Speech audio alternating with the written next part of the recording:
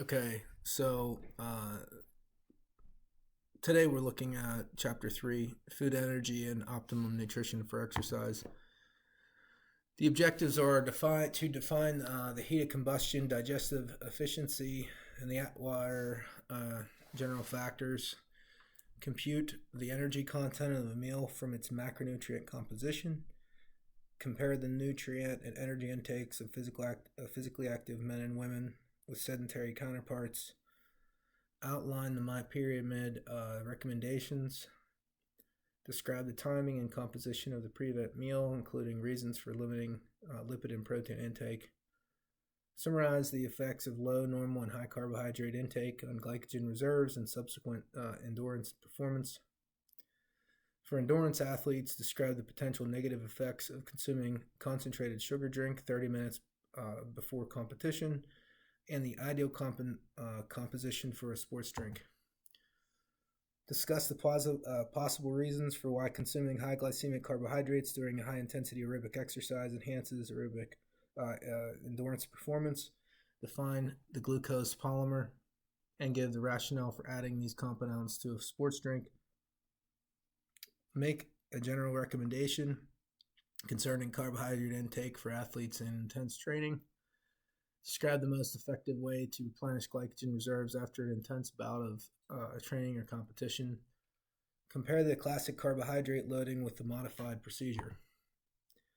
The first thing we'll talk about is a kilocalorie, which the kilocalorie is the quantity of heat necessary to raise the temperature of 1 kilogram of water 1 degree centigrade. Gross energy values for food. So we have something that's basically called a bomb calorimeter, which measures the total or gross energy value for various food macronutrients. It utilizes direct calorimetry by measuring the heat liberated as the food burns completely.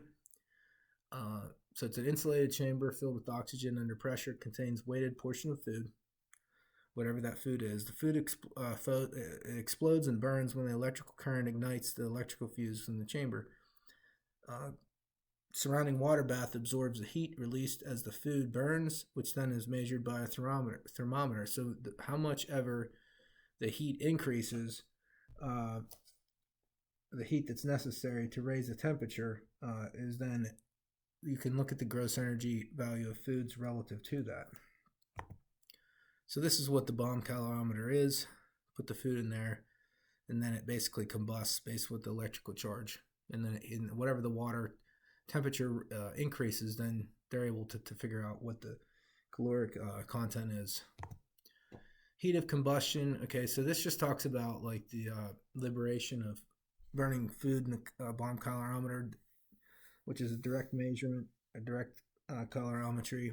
Its gross energy value is 4 kilocalories per gram of carb, 5 for gram of protein, and 9 for gram of fat. The Atwater general factors are 4, 4, and 9 because basically the urea that's released in the protein drops it down to 4 because hydrogen basically in the forms that forms urea that's excreted in the urine decreases protein's potential energy by about 19%. Okay. So basically, you're saying how much calories are in a kilogram of protein? Well, it's 4, and it's 4 for carb, 4 for fat. So you see that fat is basically you have more equals more calories, which are lipids. Food labels. Let's see. So we're talking here about so Nutrition Labeling and Education Act. Food label must display the following things: common name and address of manufacturer, packer, distributor, net contents for weight, major account, all ingredients listed in descending order, all ingredients listed in descending order from predominance by weight, serving size, number of servings per container, calorie information, quantities of specific nutrients, food constituents, descriptive terms of content, and approved health claims and states of total, talking about total diets. Let's see before we. Okay. Dietary intakes. All right. So basically, in regards to this, uh, I like to go back when it talks about the combustion. One of the things, calories. It says on 82, it's like calories equal calories. So you have to realize that a calorie, we to put that in that bomb calorimeter. If you put in uh, celery, or if you put in there, so if you put a certain amount of celery in there, it could equal the amount of mayonnaise. And people could say, well, wait, celery has a lot less calories. Well, yeah, it does. But if you eat a certain amount, a certain uh, high amount of celery in grams, basically it could equate to a certain amount of calories in mayonnaise. One of the things about that is that you can gain weight by so celery can become a fattening food if you eat too much of it. That's one of the reasons why it's so important uh, to include physical activity in your lifestyle, because you could even eat fruits and vegetables and gain weight, and that's because a calorie actually reflects food energy regardless of its source. Dietary reference intakes (DRIs). Um, this basically talks about and and also optimum nutrition for physical activity in sports. Uh, One of the things is coaches sometimes think that uh, they make dietary recommendations based on their feelings and past experiences rather than sound research. And considering total body of scientific evidence, physically active people and athletes do not require additional nutrients beyond those obtained by a balanced diet. Okay, and that will segue us into uh, what we're talking about here. Some of the interest is interesting because if you look at people with like low body mass indexes, they're like athletes, let's say, that actually corresponds to increasing levels of physical fitness. Um, so another thing is that's pretty interesting. It's in the chapter. It talks about that higher fiber intakes uh, in for individuals and lower cholesterol uh, occurred in people who were more fit. And men and women with higher fitness levels generally consumed diets that were closely approached dietary recommendations with respect to dietary fiber, percent energy from total fat, which should be low, and then percent energy from saturated fat and cholesterol, which should be low as well. Um, it's interesting because you have a lot of there's 80% of Americans who take nutritional supplements. They spend about 30 billion a year to micromanage their nutrient intake. And multivitamin sales last year were exceeded 125 million. But in all reality, uh, eating a balanced diet is really one of the most important things. In regards to eating more and weighing less, athletes actually, people who work out, can actually afford to eat more and weigh less. It's because it's like almost like a furnace effect that you're burning so many calories, and your body needs calories to perform well. So you could actually eat more and weigh less. So paradoxically, the most of physically active men and women who eat more on a daily basis weigh less than those who exercise at a lower caloric expenditure. All right, DRI, umbrella term for an array of new standards for nutrient recommendations that plan assess diets for healthy people. They focus on promoting health maintenance and risk reduction for nutrient dependent diseases rather than preventing deficiency diseases. They apply to gender and life stages of growth based on certain factors, which are uh, so based on the estimated average requirement, which is the average level of daily nutrient intake to meet the requirements of one half of healthy individuals in a particular stage of life and gender group. Recommended daily allowance is the average daily nutrient intake level sufficient to meet the requirement of 97% to 98% of healthy individuals in a particular life stage and gender group. Adequate intake represents the recommended average daily nutrient intake level based on observed or experimentally determined approximations or estimates of nutrient intake by a group of apparently healthy people that are assumed. Sorry about that. They're assumed as adequate, and AI is used when the RDA can't be determined. An intolerable upper intake level.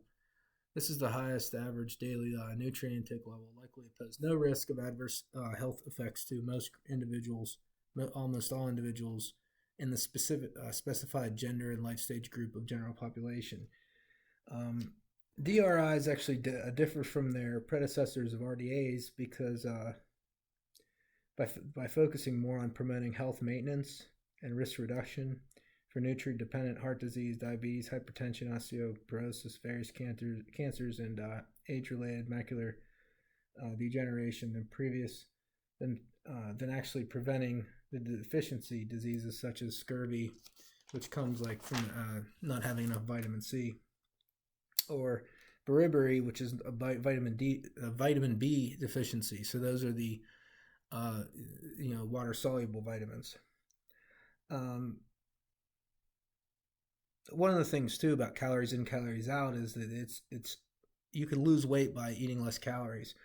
In regards to nutrients, though, some of the compounds, like, and even in the low carb diet, you have a lack thereof, possibly of fruits, and there's some phytochemical compounds that have the health protecting qualities that are in some of these foods that are necessary to stave off certain diseases, so like cancer and such. So those should be a part of your diet.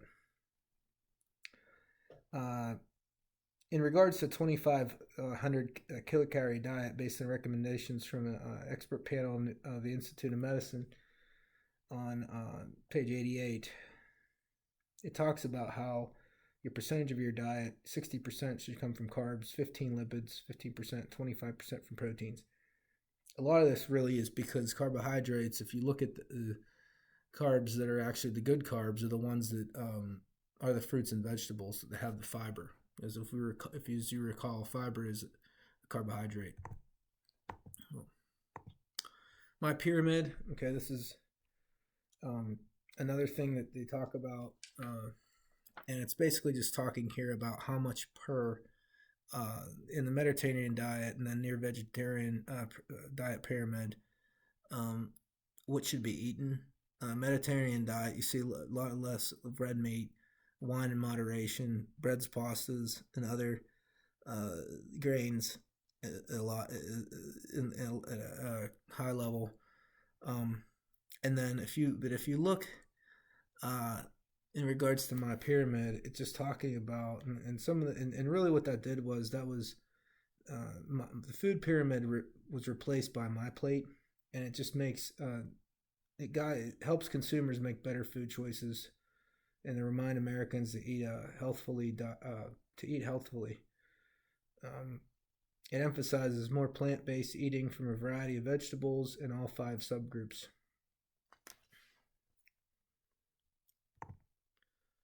Average daily energy intakes for males and females.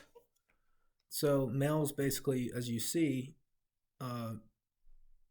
they intake more energy. Okay, they eat more and things like that. So that's pretty much all that is talking about. Pre-competition meal. This basically is just saying that you want to make sure that the meal is a carbohydrate-based meal, and that it ensures optimal hydration, because foods high in lipids and proteins shouldn't be consumed in competition days. Carbohydrates are the energy source. Basically, they provide energy about 2 times as fast as proteins and lipids, and they're also the primary energy source for high impact, short burst activities, anaerobic training, sprinting, weight training, things like that. That's the primary energy source that's used. And also, even in regards to distance running, at a high percentage, probably about 75% of VO2 max, is around that is being utilizing the carbohydrate. So if you don't have that, it's a problem.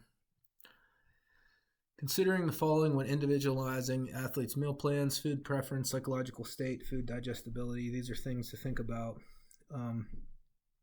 Another thing too is at nighttime you're basically depleting the body's carbohydrate reserves. People, you talk about ketosis. Ketosis really is a state of the lack of glycogen reserves, okay, in your body because you're sleeping. When you're sleeping, your glycogen basically stores get depleted in your muscle glycogen, liver glycogen. So, what happens is it's like a fasting that's taking place. So if that takes place, it can impair exercise performance. So eating a little bit before morning, and it also, like it says here, it depends on food preference, psychological state, food digestibility. Some people can't eat before working out, things like that. However, some of the deprivation from carbs can affect you if you're trying to do some high intensity training or distance running. Your exercise performance can be declined relative to that. Okay. Another thing that basically it talks about is if you're going to have a carb-rich pre-comp meal, it should be 3 hours before the activity, the competition.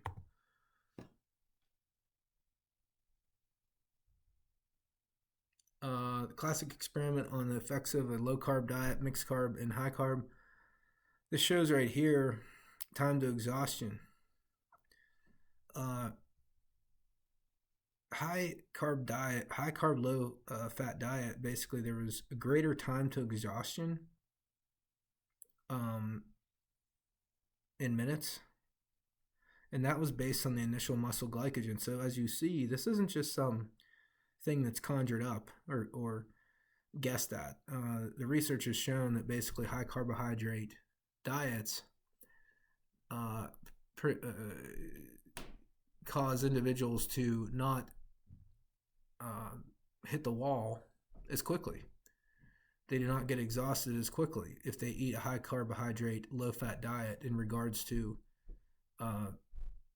their time to exhaustion. How quickly if you see there, look at the high fat, low carb. Okay, high fat. Look at that. You're eating, okay, there's fats and things like that there. Basically, you get exhausted a lot more quickly. Ideal pre-comp meal maximizes muscle and liver glycogen stores and provides glucose. Okay, contains 150 to 300 grams of carbs. Now, here's the thing. We're not talking about, when I said to you, you could have a little bit of carbs and protein before a workout. We're not talking about 150 to 300 grams a half hour before. You're talking much less.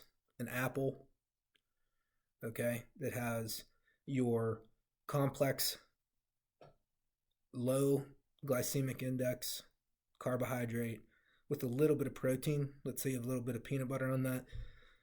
A couple apple slices. That is good to maintain the muscle glycogen before a workout. If you're talking about a pre-comp meal, that's 3 to 4 hours before exercising. So those are two different things.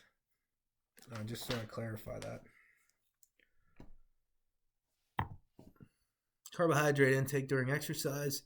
Consuming 60 grams of liquid or solid carbohydrates each hour during exercise benefits long duration intense exercise and repetitive short bouts of near maximal effort, which is like the sprinting, the weight training, things like that. Exogenous carbohydrates accomplish one or both of the following. Spares muscle glycogen because the ingested glucose powers the exercise. So they basically, instead of you using your endogenously created glycogen, the glucose source, you're eating the glucose. And so it's basically sparing muscle glycogen. So that means you're going to have more time to exhaustion by eating this glucose before the exercise. And it helps stabilize blood glucose, which prevents headache, lightheadedness, nausea, and other symptoms of the central nervous system distress. carbohydrate intake after exercise. To facilitate glycogen repletion, one should immediately consume carb-rich, high glycemic index foods right after the activity. So what is different here? We see this. Okay, after exercise, it's high glycemic, which is different than the low glycemic I said that could be eaten previous to that. So when I talk about those things, the high glycemic foods are different than the low glycemic. We've talked about this previously in terms of what is a high glycemic food, low glycemic food. So a high glycemic food right after activity could consist of even fruits and vegetables that are fruits really that are a quick glucose spike or into the bloodstream, which causes insulin spike. And so if you go back to 41 in your book, it talks about your high glycemic, low glycemic, moderate glycemic. So pre-exercise, you're talking about an apple, fructose, fruit sugar. High glycemic after exercise, you're talking about glucose, carrots, honey, whole meal bread. Okay? So, ideal rehydration beverage. In regards to this, we're talking about you want it to taste good, absorb rapidly, cause little or no gastrointestinal distress, help maintain extracellular fluid, volume, osmolality, and offers potential to enhance exercise performance. Okay.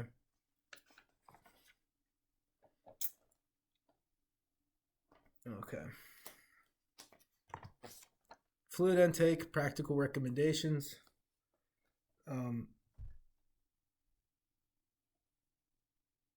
You want to monitor dehydration rate from the changes in body weight.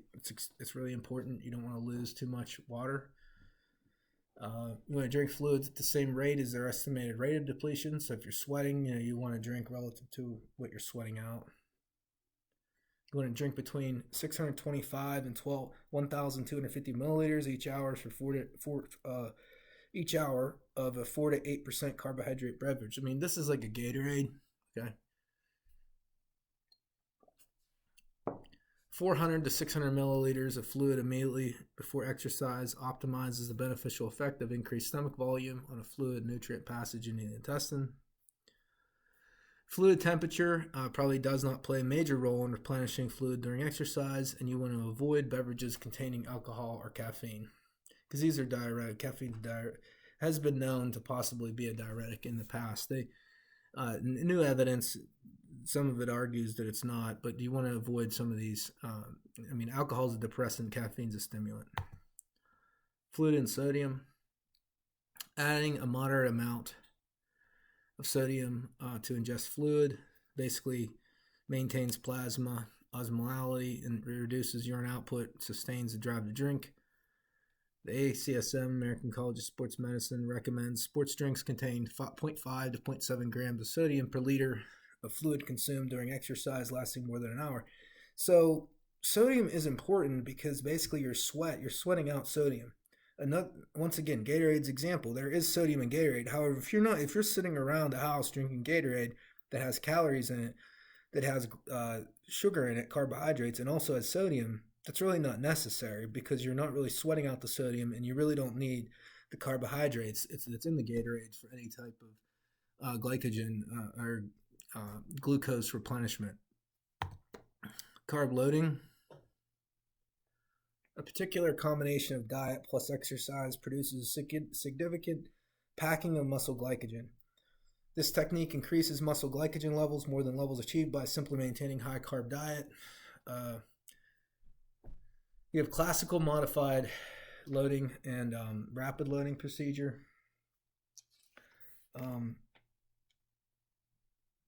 So basically carb loading is you're adding carbohydrates to your diet before some type of competition. Glycogen loading packs about 5 grams of glycogen into every 100 grams of muscle, in contrast to the normal value of 1.7 grams. Athletes who follow classic glycogen loading procedure maintain enhanced muscle glycogen levels in a resting, non-exercise individual for about 3 days. And this occurs if the diet contains about 60% total calories as carb during maintenance phase. So you want to make sure as an athlete you're eating 60 to 70% of calories as a carbohydrate to maintain muscle and liver glycogen. This diet basically ensures about twice the level of muscle glycogen compared to that found in sedentary individuals. One of the things about this is you're talking about like intense training. You have certain activities like CrossFit, which is a great activity for group fitness, but you're burning a lot of calories.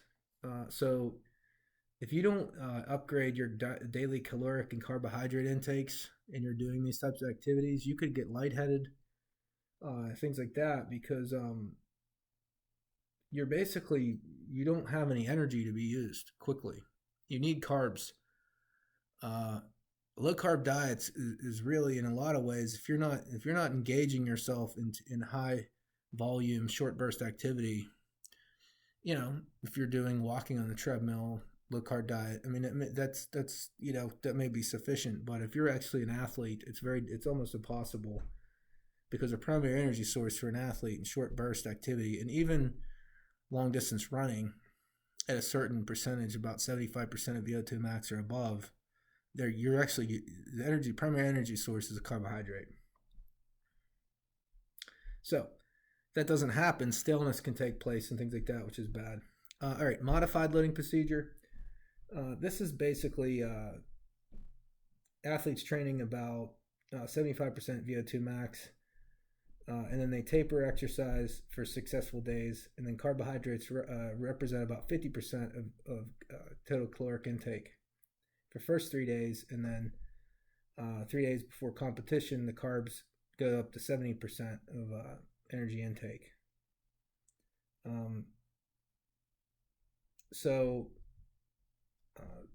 Then that's one of the ways you could modify it. Okay, so you have 50% of total calories first 3 days, then 3 days before you're doing 70%. The rapid loading procedure basically means that you're doing 1 day of high carbohydrates. That's okay. One of the research has shown is actually carb levels increased 82% in all fiber types of the vastus lateralis, which is on the quad, the lateral aspect of it, after 24 hours. It's said that basically with the rapid loading procedure that increased glycogen storage actually equaled or exceeded values for the 2 to 6 day regimen. So short duration loading procedure actually benefited individuals, and it also benefits if you don't want to disrupt your normal training with the time required and possible negative aspects of other loading protocols, which is like the classic or modified loading procedure. Okay, that's it.